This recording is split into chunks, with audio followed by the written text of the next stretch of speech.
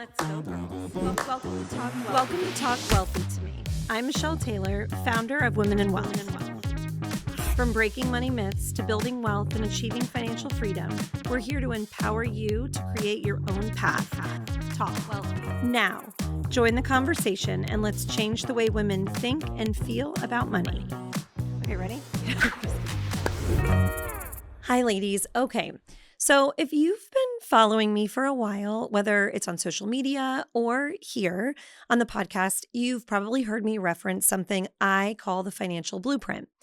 Now, this is something I'm very excited about because it's, I think, something that most women would find a ton of value in that are in that in-between stage. They know that they've arrived at a place that they dreamed of prior, but maybe they're not quite ready to bring on a full family office or a full planning team. And if that's you, this could be a great fit.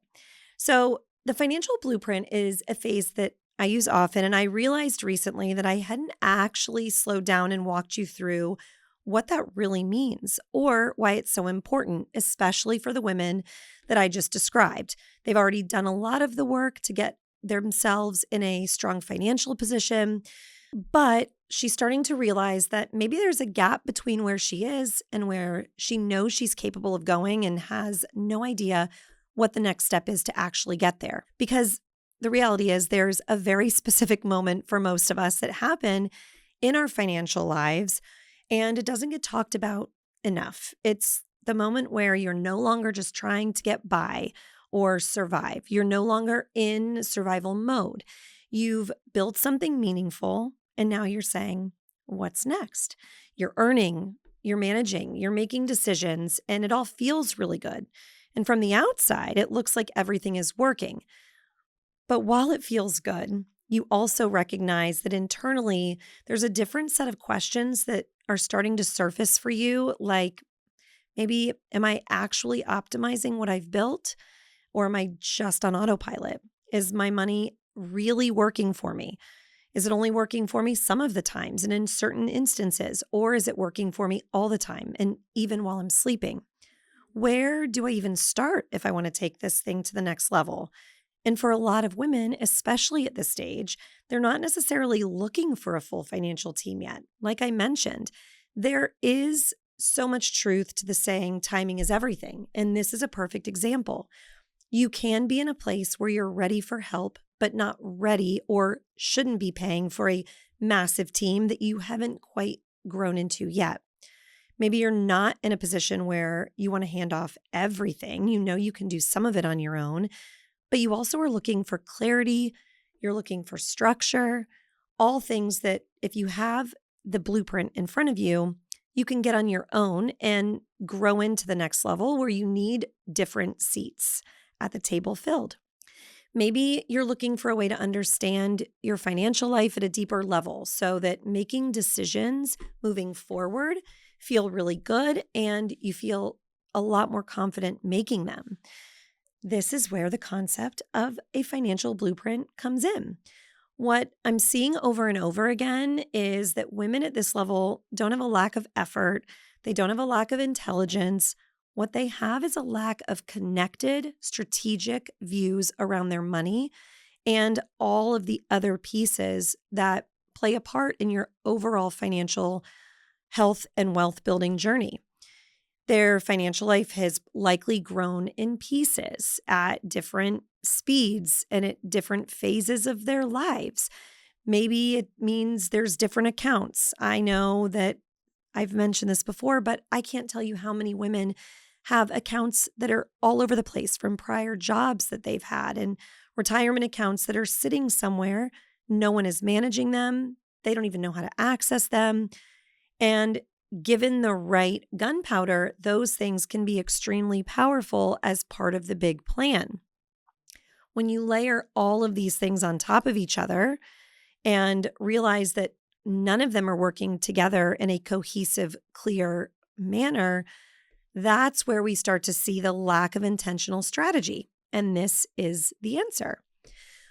When you're in this position, and if you feel like I'm talking directly to you, you probably also are feeling that you're in a situation where there's a specific kind of tension that you're starting to feel. And it's one where everything looks great on paper. Your friends may feel like you're absolutely just so successful or killing it on different facets of your life, but you may still feel a little unclear or even misaligned in your practices, whether those are daily, monthly, or annually. This is why I always say that your financial life isn't just about how much you make or how much you save or invest. It's about how everything is working together. It needs to, and I hate to use this analogy, instead of using football, let's use cheerleading. I was a cheerleader. When you see all these massive stunts that go up in competitions on TV, or maybe your kiddos cheer, you know that it takes the bases and the flyer and the back spots. They all have to work together to accomplish the big picture. And that's exactly the same scenario when it comes to your finances.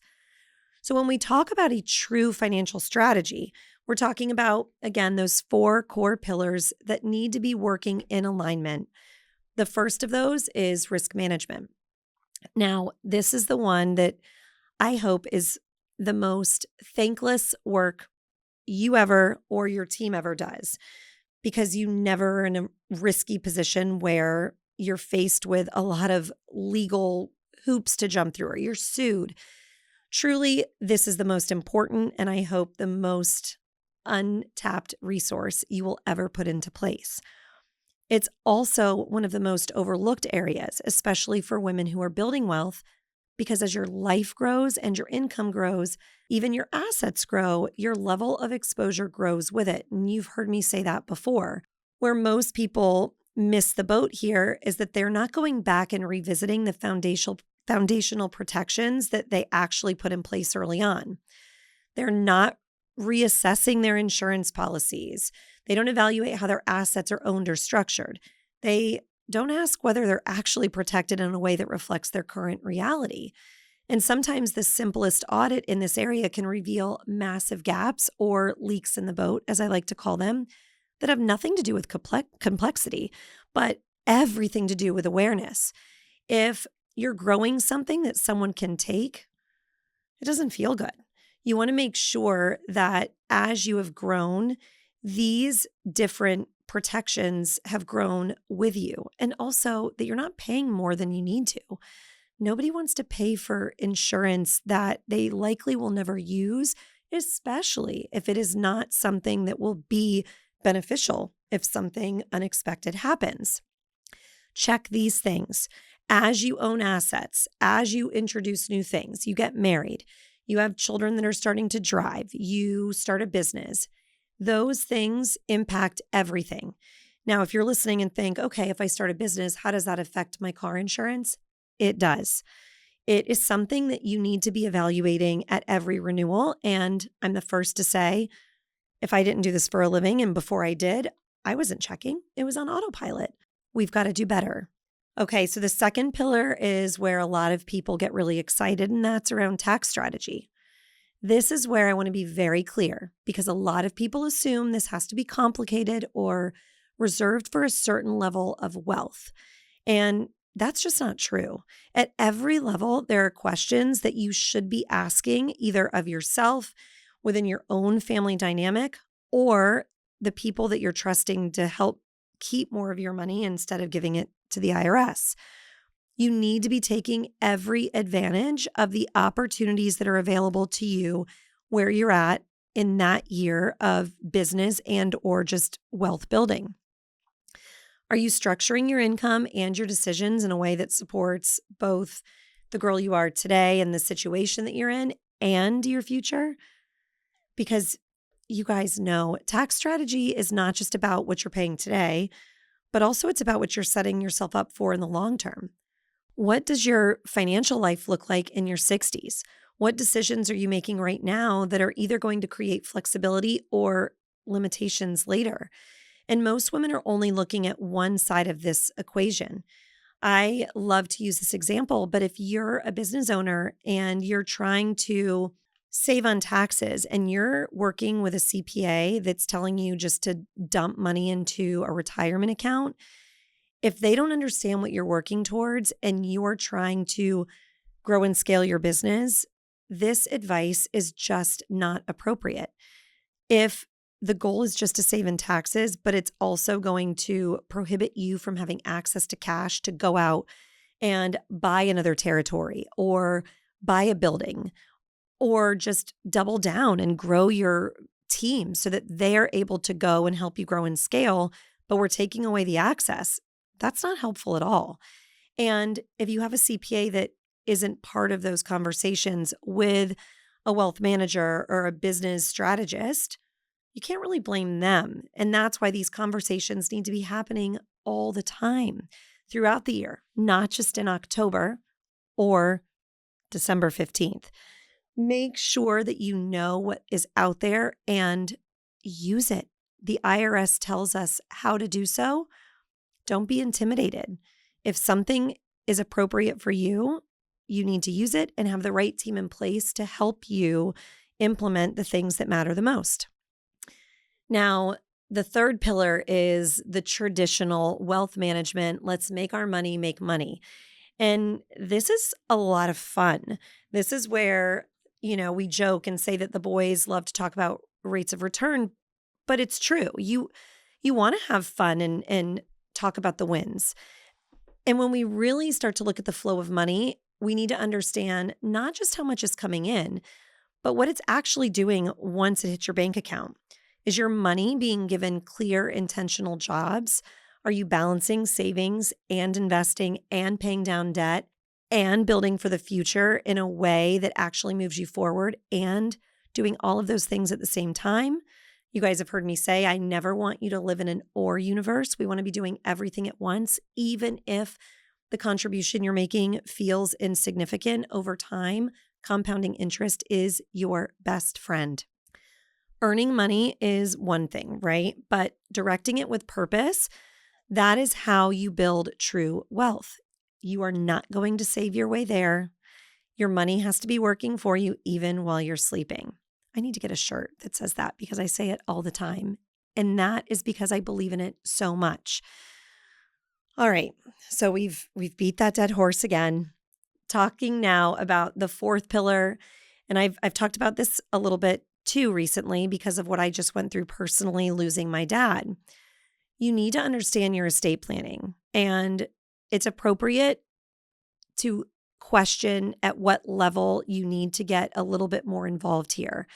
At the bare minimum, having a will, if you don't have children or a partner, just knowing who makes the decisions for you if something happened, all really important. And women tend to delay, myself included, because it's not that it's not important, but it just feels like it's a later task.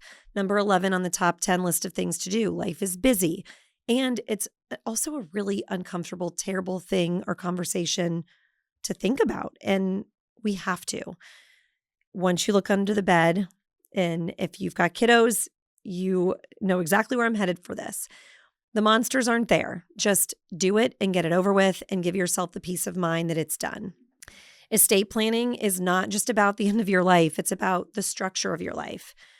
Like I said, do you have a will? Do you even need a trust? Depending on where you're at in your life, maybe the answer is no. If you're a business owner, what does that exit eventually look like, even if it's 10 or 15 years down the road? The decisions you make today can set yourselves and your business up for a much easier transition when it comes to finally actually exiting a business, which more women need to do and need to talk about. When you start thinking about your financial life holistically, you're not just thinking about what you're building. You should be thinking about how it's protected, how it's transferred, and how it continues beyond you. Even if you don't have children and you have a great business and maybe you're married, what happens to your business and all of the clients that you have if something, terrible happened and you were hit by a bus yesterday and couldn't operate for 6 months? What is your husband going to do? Those are the kind of questions you need to ask yourselves and make sure that your operating agreement and your plan around succession and a trust and even just within your team are addressed. Ladies, I'm telling you, when these 4 pillars are not connected, when they are not working together, what you end up with is fragmentation and stress that is totally unavoidable. You're going to end up with a financial life that technically isn't maybe working as well as it can. It isn't going to feel fully aligned, fully optimized, or fully understood. And if it's not fully understood by you, imagine what it's going to feel like for the team that you have in place or your family. And this is where a lot of women find themselves. You've built something great, good, incredible, but you feel like there's more available, and there is. And it's not that you need to start over and that you've done anything wrong, but you've just outgrown the version of the financial life that you envisioned that got you here. And that's a celebratory moment. You are, and you guys have heard me say this, and again, thank you to a very dear friend that now I will forever talk about this. But every decision that you're making, you want to think about the 8-year-old version of yourself and the 80-year-old version of yourself. And if that version that you envisioned at 8 or 10 or 30 is your reality, you're going to keep growing. So you need to make sure that all of the tools and resources that you have in place are also still growing, because the 80-year-old version of yourself, she's going to be tapping you on the shoulder and thank you for those kind of things, movements that you're taking now. This moment is where the financial blueprint really becomes incredibly powerful. It's going to allow you to step back and see everything clearly. It's going to allow you to understand how your money is working, where you're protected, where you're exposed, where you're optimized, and then also where you're leaving opportunities on the table. And most importantly, it's going to give you a roadmap. If you're like me, I love to check boxes. And this is what that does. It's not a generic plan. It's not surface level advice, but it's a clear, personalized direction for how to move forward with intention where you're at today. Again, not quite ready maybe for that full team or a full engagement, but you know that you need clarity. You've done it all. You've checked the boxes. You need a little bit more. The financial blueprint is exactly the answer to that question.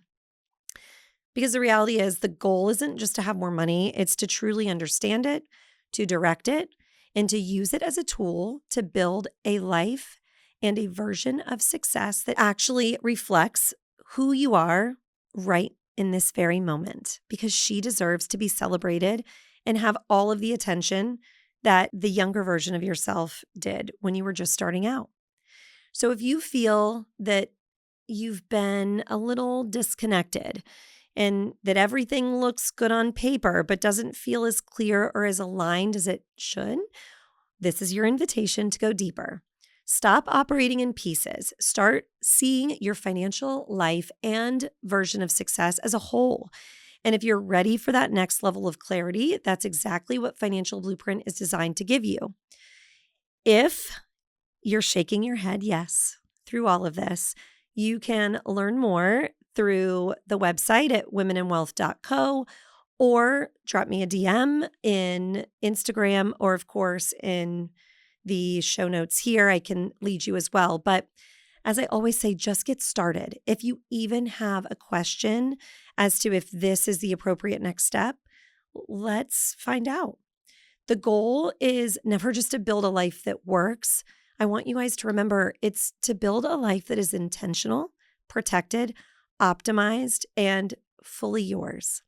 And with that, thank you so much for spending a little bit of time with me again this week. And as always, let's continue to change the way women think and feel about money together.